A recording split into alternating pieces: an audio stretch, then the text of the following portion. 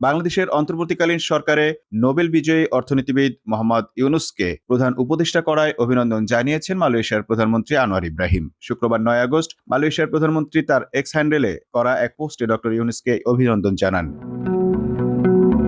অভিনন্দন বার্তায় আনোয়ার ইব্রাহিম লিখেছেন, নোবেল বিজয়ী ডক্টর মোহাম্মদ ইউনূসকে বাংলাদেশের অন্তর্বর্তী সরকারের প্রধান উপদেষ্টা হিসেবে নিয়োগ দেওয়ায় আমি তাকে আন্তরিক অভিনন্দন জানাই। তার বিশাল অভিজ্ঞতা, প্রজ্ঞা ও সততার সঙ্গে জাতিকে পরিচালিত করার প্রতিশ্রুতি দেয়। তিনি লেখেন, বাংলাদেশে যখন একটি নতুন প্রভাত উদিত হয়, তার যৌবনের প্রাণশক্তি এবং দৃষ্টি দ্বারা চালিত একটি নবায়ন নিয়ে আসে, তখন আমি মহান বাঙালি চিত্রশিল্পী, কবি, দার্শনিক রবীন্দ্রনাথ ঠাকুরের অমর বাণী স্মরণ করিয়ে দিচ্ছি, যেখানে মন তোমার দ্বারা এগিয়ে যায়, নিরন্তর প্রসারিত চিন্তা এবং কর্মের মধ্যে সেই স্বাধীনতার স্বর্গে আমার পিতা, আমার দেশ জাগ্রত হোক।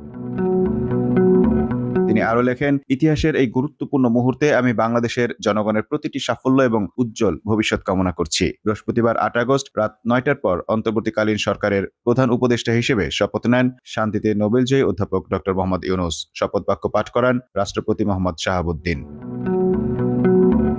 বাংলাদেশের অন্তর্বর্তীকালীন সরকারে নোবেল বিজয়ী অর্থনীতিবিদ মোহাম্মদ ইউনূসকে প্রধান উপদেষ্টা করায় অভিনন্দন জানিয়েছেন মালয়েশিয়ার প্রধানমন্ত্রী আনোয়ার ইব্রাহিম। শুক্রবার ৯ আগস্ট মালয়েশিয়ার প্রধানমন্ত্রী তার এক্স হ্যান্ডেলে করা এক পোস্টে ডক্টর ইউনূসকে অভিনন্দন জানান।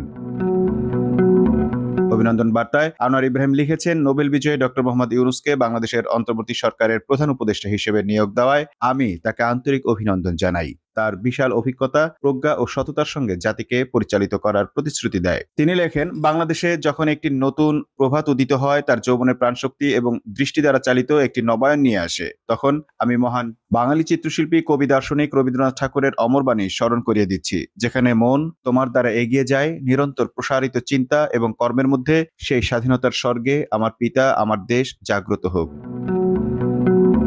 তিনি আরো লেখেন, ইতিহাসের এই গুরুত্বপূর্ণ মুহূর্তে আমি বাংলাদেশের জনগণের প্রতিটি সাফল্য এবং উজ্জ্বল ভবিষ্যৎ কামনা করছি। বৃহস্পতিবার ৮ আগস্ট রাত ৯টার পর অন্তর্বর্তীকালীন সরকারের প্রধান উপদেষ্টা হিসেবে শপথ নেন শান্তিতে নোবেলজয়ী অধ্যাপক ডক্টর মোহাম্মদ ইউনূস। শপথ বাক্য পাঠ করান রাষ্ট্রপতি মোহাম্মদ শাহাবুদ্দিন।